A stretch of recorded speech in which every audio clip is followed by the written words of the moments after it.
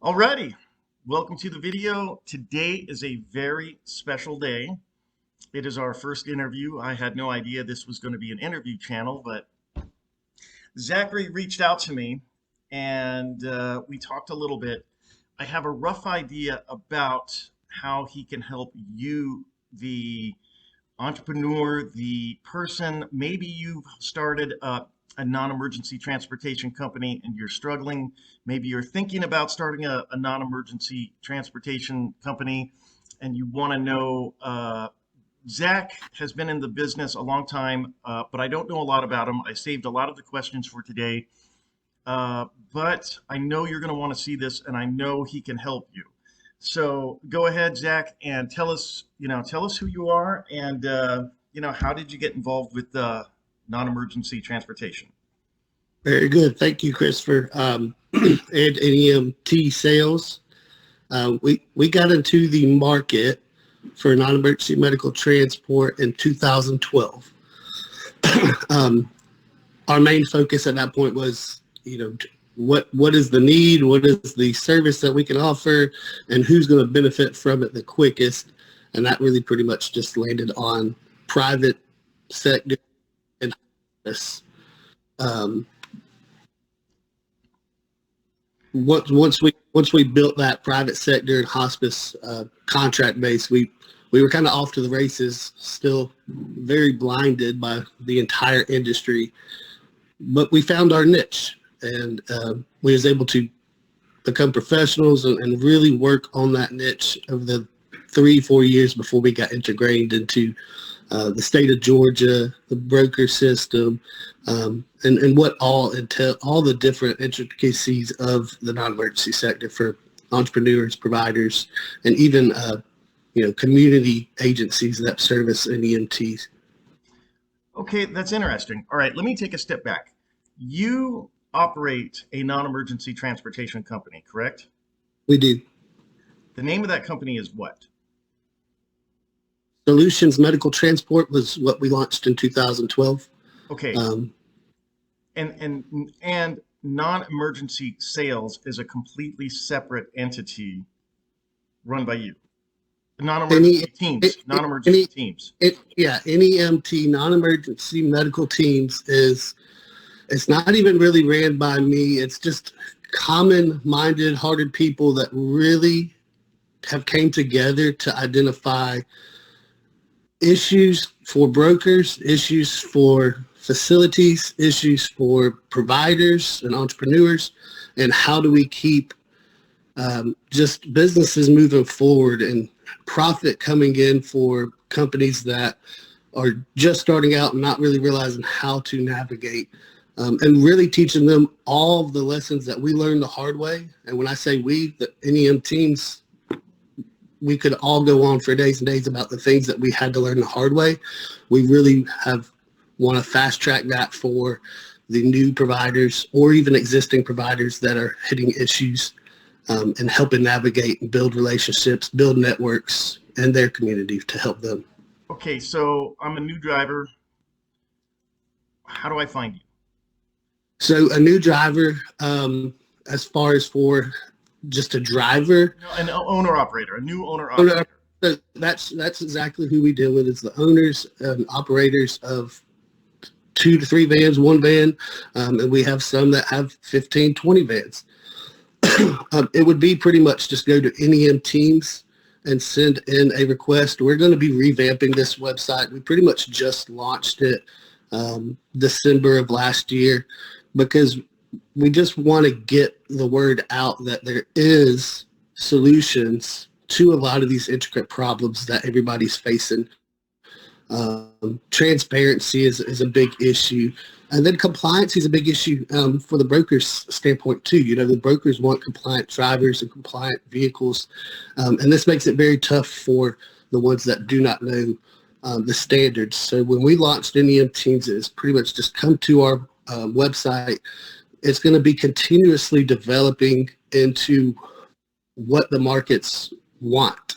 We don't set a narrative. We just kind of take in feedback from all different sectors and come out with solutions to those, whether it be personalized private market sectors or, here in the state of Georgia, there's a huge need for more providers. The brokers need more providers. Health managed organizations need more providers. And so we help build networks. We help all these different little line items. So it's going to be very interesting and very exciting to see some of the information that we do have as we keep going through it, unfold it to anybody that's interested in non-emergency medical transport. Okay, so I'm a new owner operator. I send you a message. What can I expect next? So once you reach out, 90% of the time when a provider reaches out, it's because there's a problem, whether it be staffing or I need a vehicle, I can't find any vehicles, to I've got billing issues. At that point, we would create a profile within your organization outlining a lot of key factors of how you operate, your contracts, your volume, your levels of service that you offer, whether it be ambulatory, wheelchair, stretcher, and really get a very clear picture on not only what your issue is and why you're calling, but what you can give back to the service area that you're serving, your community. A lot of times what we see when there's an issue, we get digging into that one provider's operation, and there's all kinds of solutions out there for this provider. They just don't know how to navigate, who to talk to. And we're just that community link to hospitals, skilled nursing facilities, day centers, behavioral health centers. And then providers start feeling like they're not getting just squeezed by, say, one broker or one private contract, or there's just we can dig in and find a bunch of solutions to your operation that you're already trying to manage. When it comes down to driver retention, what can we do to keep our drivers on? That is a huge one for the NEMT sector because there's a lot of competition out there. Sure. And the number one thing of competition in this sector is I can go get a vehicle and I can go do it myself. So why would I want to work for somebody? Well, there's a huge benefit to working with somebody. You as an owner of a non-emergency medical transport company, you kind of understand that entrepreneurship's not for everybody. And when the employees is a very good one, well, that's a very big possibility that now you got a very good competitor in your market. This should not be looked at as a bad thing. When you have good people that pull away and stay in the sector, you've done your job as an employer. You kept the integrity of it together. But how do you navigate that? How do you bring those two back? Say that was a bad relationship, but they kind of split. They started their own business. Well, now they're part of NEM Teams too. Okay. Because they're running into issues. So now we can kind of use the community and the competitors together and under a unified idea and platform of let's keep things moving forward. Where is NEMT going the next 20 years? We are all going to need each other. So how the process is we just get the information from the provider.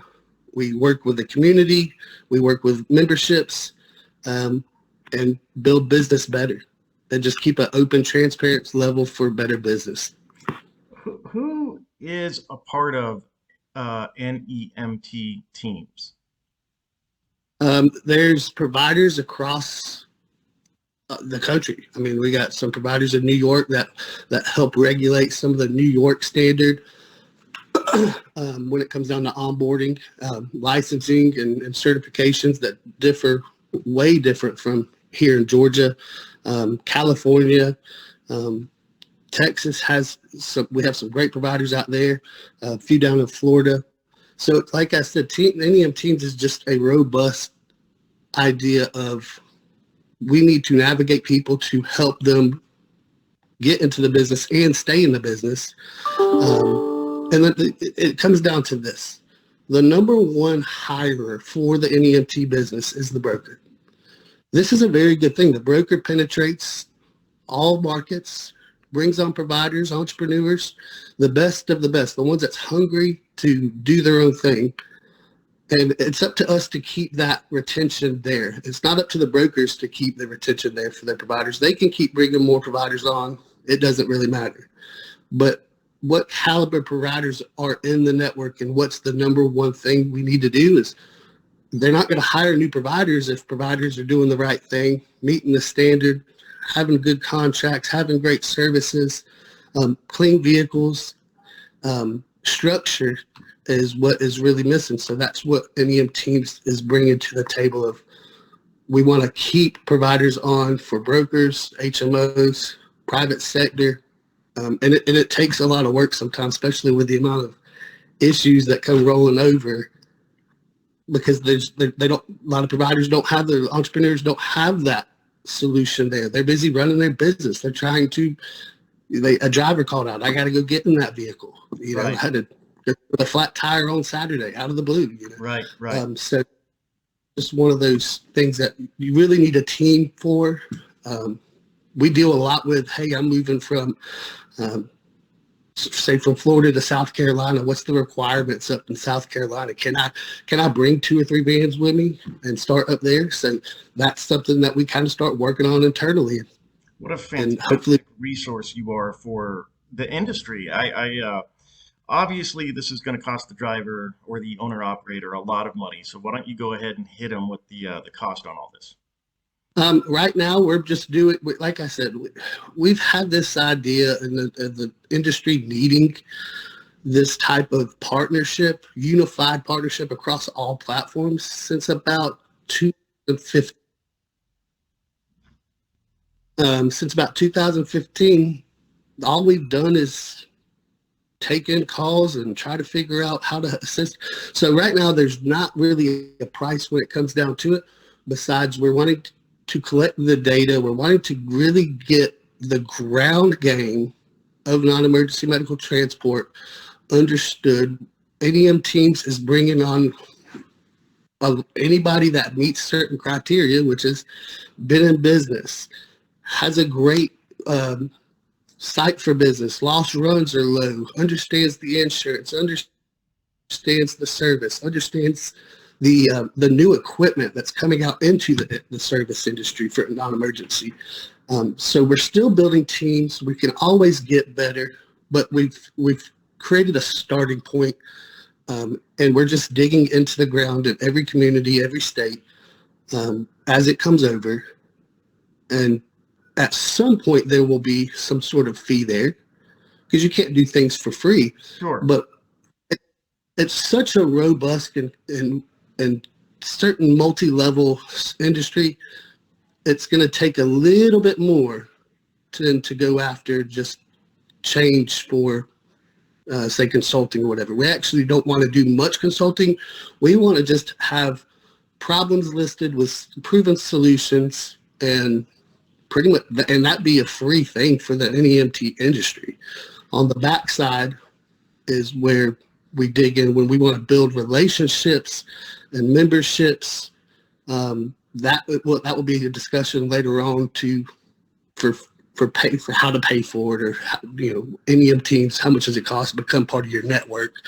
Because a new entrepreneur is not going to go spend $200, $300, $400, $500 to figure out Right. something they don't know. So we've got a bunch of information. We know the standard, we know the protocols, and we're going to put things out in buckets. As this is a free, always developing side of the NEMT business. As things change, as your state say, hey, here in Georgia we haven't expanded Medicaid. Texas hasn't, North South Carolina, Florida. So what does that look like for the Southeast region when Medicaid gets expanded? Is it going to benefit the NEMT sector? These things should be free, Right. That's an incredible service that you're providing, for free. As you said, I mean, if they really dial into your network, maybe at some point down the road, but right now you're giving it away. hopefully if somebody brings a question to you, not only can you help that one person, but you can sort of put it out there for the industry to answer the same question same guy has in another state. Well, there are some things that we have done for a fee, but it comes down to was it really the solution to the problem, and did we resolve that issue? There's no reason to charge for something if you didn't do it. So we have went into like contract negotiations and said, look, you need this provider. Yes, we need this provider. Okay, well, this provider needs just more money, because if you allocate everything of what the industry demands, insurance requirements, compliancy, and you look at gas and all these things, well, this rate is not feasible. So we bring it to the light.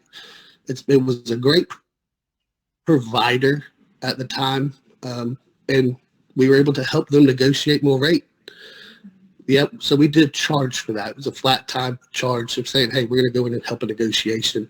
We were very confident we could get it just based on the amount of patience, style, what kind of riders was with this individual, with this one company, how they conducted themselves. We looked at their safe driver standards and how they rate their drivers. And these things just really was able to be an asset for us to interpret to the payer.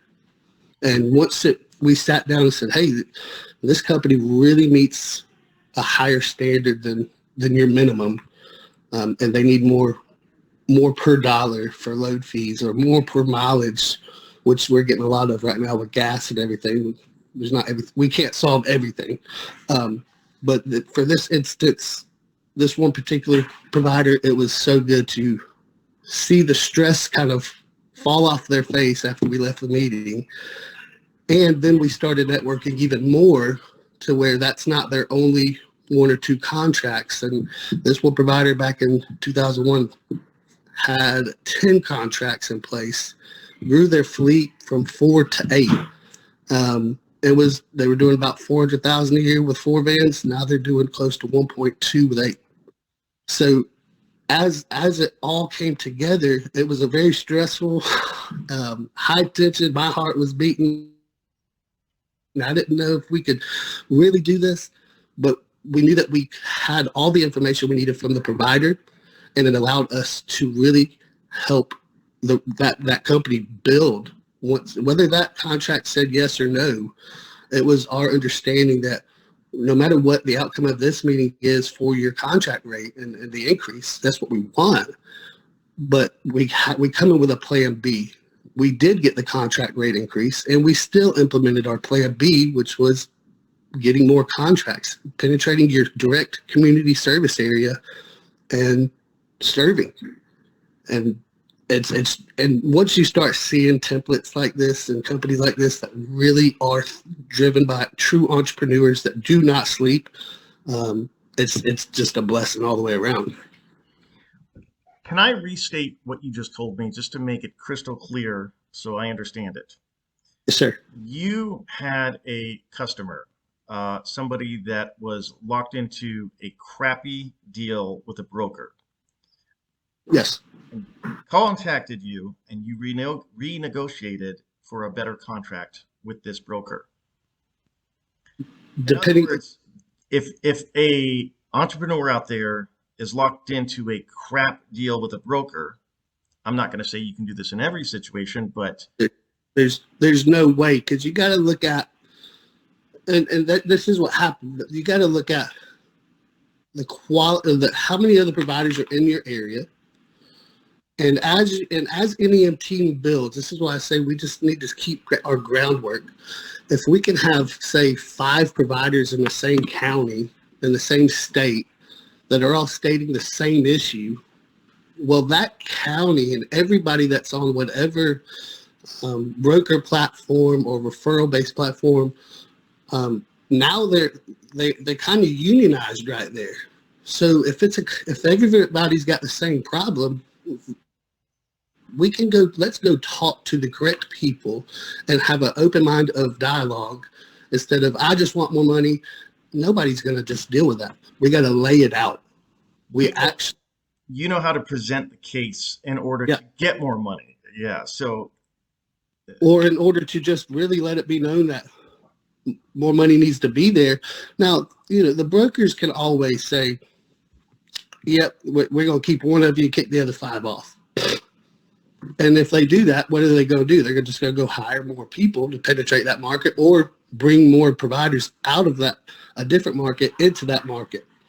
So it really needs to be a very teams oriented frame of mind from everybody involved across the entire issue solution, and how it's presented plays a huge role in that.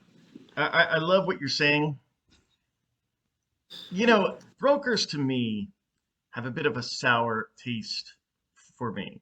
And it's very unfair because there are dirtbag brokers out there, but there's also good brokers out there.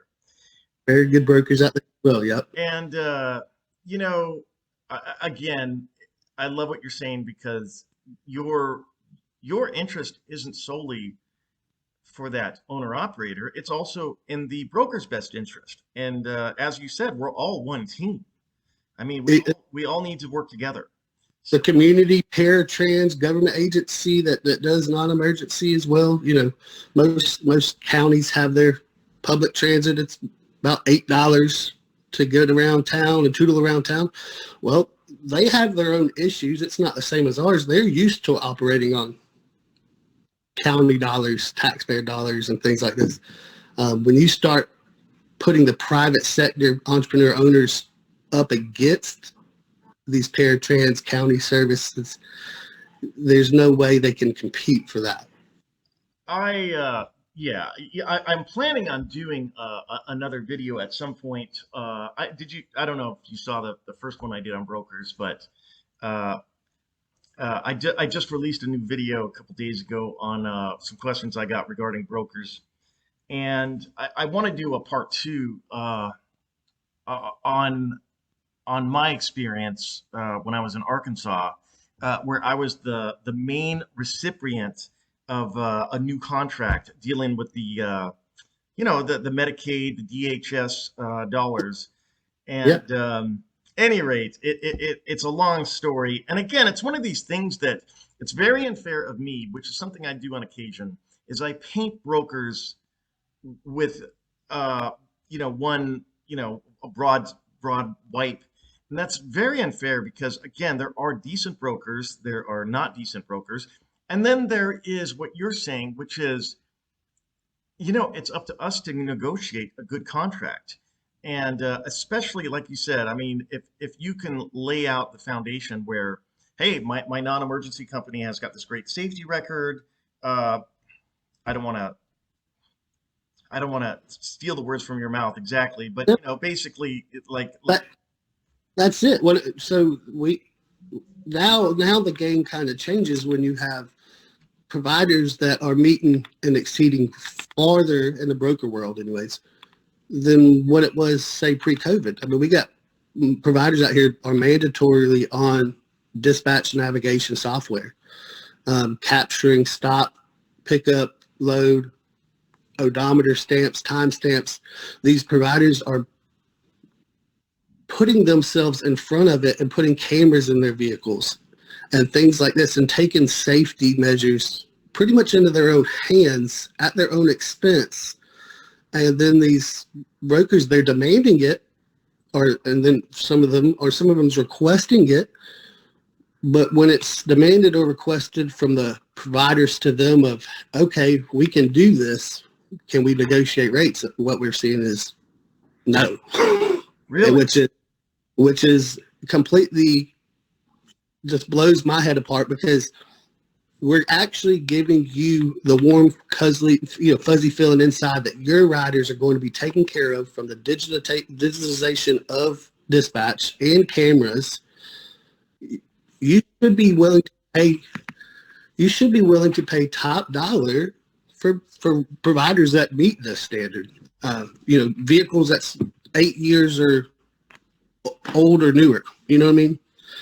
These things create the integrity and create that community impact of uniformity, teams, loyalty that the brokers does not have. The broker is not the face of Medicaid transport.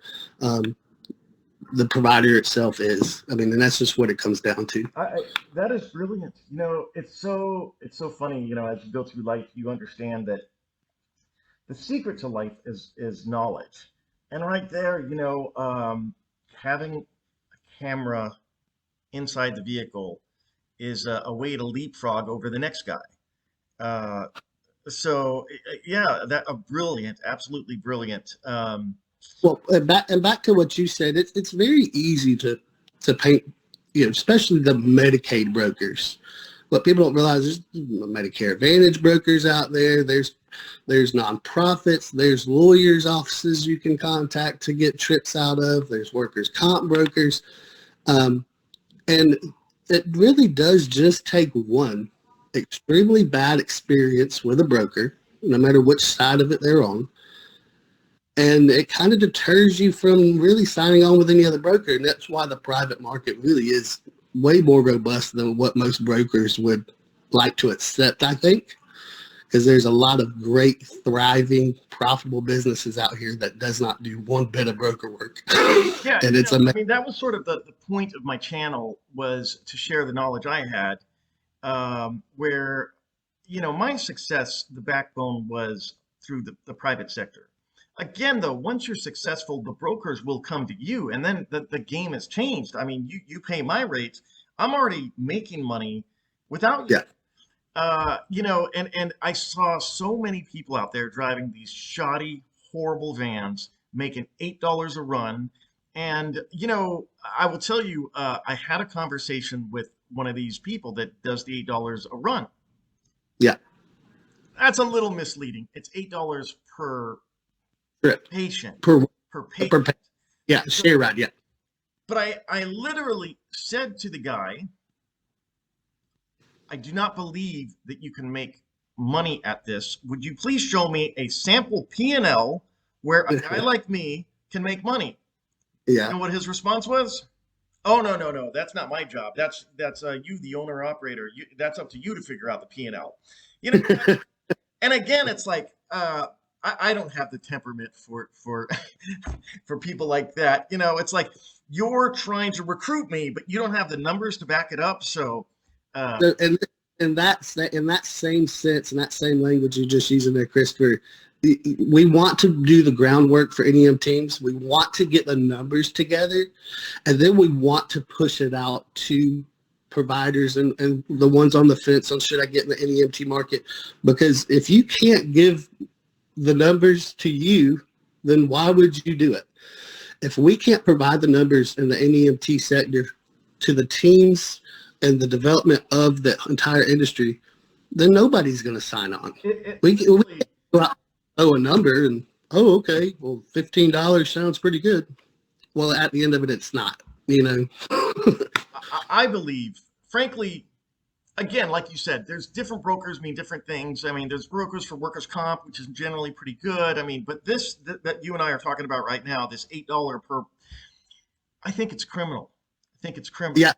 And what makes it even more infuriating is the ultimate, I don't know, maybe but ultimately this comes from the government. So the same government that would send me to jail if I paid my driver, my employee, $8 an hour, and worked him 60 hours a week and didn't pay overtime. Right. Is the one pushing these criminal rates to people that buy a van and don't know any better. So at any rate, and it's true, but there's also brokers out there, and it's, so once the only true funding source in the NEMT market is the broker. Providers get sold this, well, I'm going to get on with Medicaid or Medicare. Medicare is a very niche market for an NEMT. Medicaid is the broker market, but the broker is the one that gets paid no matter what. And so it gets this idea for providers and upcoming providers. They think if I can get on Medicaid, then I can grab my dialysis, I can get substandard orders, and I can always get funded. And that's not always the case, because clearly, like we saw when COVID hit, I mean, we dropped about 70% of our broker trips fell off. Interesting. I had no idea.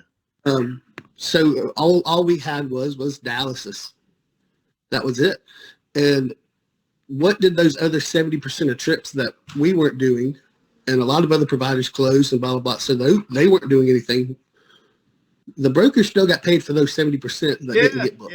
Yeah, they did. You know, and so they're the only true month. Every month they get paid, and it gets confused. I don't know. I'm not really sure where, how two providers.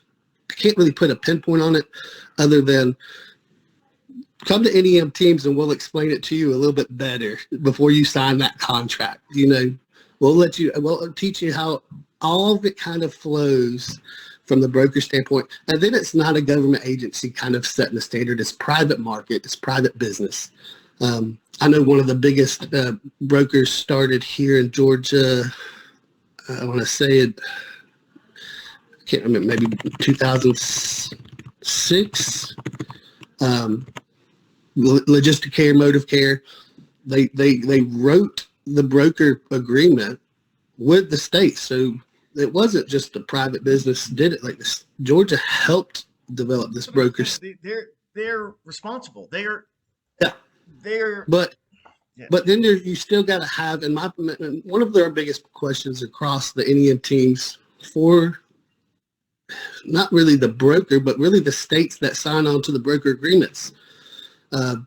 Where is the profit cap for brokers that's using taxpayer dollars? Nonprofits can run on a 5 to 10% profit margin.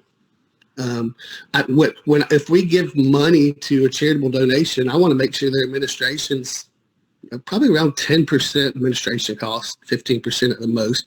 I don't want to give to somebody that's sitting about 70% administration costs, because every dollar I spend to them, it doesn't really go anywhere inside somebody's pocket. And that's what the flip-flop is. When you have a provider that doesn't really know, and they sign a contract for $7 or $10 for an ambulatory going 10 miles, the providers out there busting hump, doing the best they can, thriving and really thinking that this is what it takes. And it is what it takes, but the whole format's wrong, because the broker's making an extra $20, $25 every trip you take. As I said, it's criminal. On average. Criminal. Yeah. So. But if you really enjoy if people really enjoy the brokers, they can actually go contribute on the stock market to Motive Care. They're a publicly traded company. So that's just some of those telltale signs, like, okay, when you start getting to really understand the industry, it's not as clean and crisp and playful as you need it, as you want it to be. And we need to really make it be more partnership oriented, and just transparent for providers. It's only going to benefit the member. The member don't care in the Medicaid world, and even the private pay world, a lot of them don't care what the cost is. Treat me right. Get me there on time. Be professional. It's pretty easy. So, well, brokers are always fun in the NEMT world. This has gone 40 minutes now, and I feel like we could probably do a part 2, a part 3. I mean, this world is endless discussions. I'm not. But on top of one more thing, though, when it comes to brokers, they've been the ones in charge of the majority of the NEMT need across the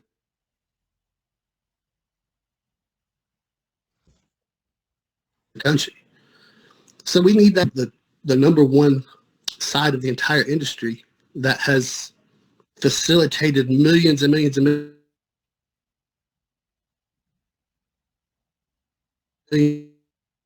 millions of trips. And yes, you can't do it all 100%. There's been issues, but they can help us, and we can help them to make it all better. So brokers are definitely going to be a need. How they facilitate in the future, hopefully, will kind of change from old business practices. as technology and things come in. But yeah, we got to just learn how to work together across all platforms.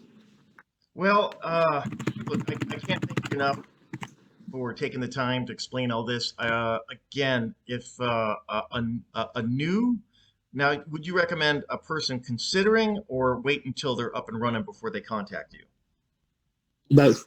Both. Okay. Whenever they have something that they need, shoot the question out. We should be able to. You should be able to just pop it in a search bar and find it very soon on the website.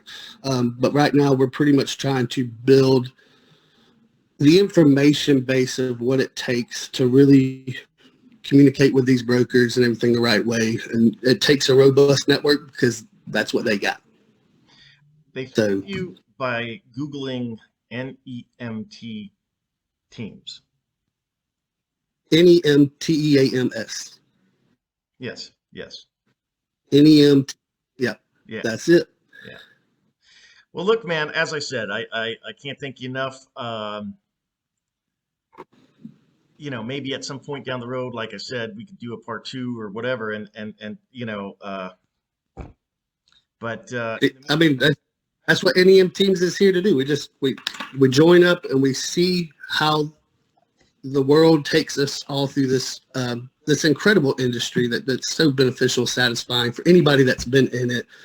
You cannot sit back and say, "Oh, I just hate NEMT," unless if you just do it the wrong way. But it's so beneficial to serve the community and others, and now to be looking at it in the way of teams it's still just amazing to me. I love every day of it. I love your passion. I love that you still think it's a great industry. Frankly, it's probably a really good time because, as you said, so many did go out of business that were Yeah. unable, and now the economy is roaring back. Uh, as I said, I can't thank you enough for coming on. It's an amazing service that you provide, and you know, hopefully we'll do this again real soon. Sounds good, Christopher. Have a good day, sir. Alrighty, sir. Thank you. Talk to you later. Yes, sir. Hey, appreciate you guys sticking around to the end. That was a fantastic conversation. What a great resource. It's going to be a place that I go as well to help. But I will put a link in the description to reach NEM Teams in the description, as well as how to reach me, or you can go to my Facebook page. I do consulting, $40 for a call. If you want to be one of the people I coach, it's $100 a month and 4 calls per month. So, you know, we'll have a half-hour conversation every week. But again, NEM Team is a fantastic resource. Initially, everything is totally free. So please go check it out. Like I said, link will be in the description. And yeah, appreciate you guys sticking around till the end. Until next time, drive fast and take chances.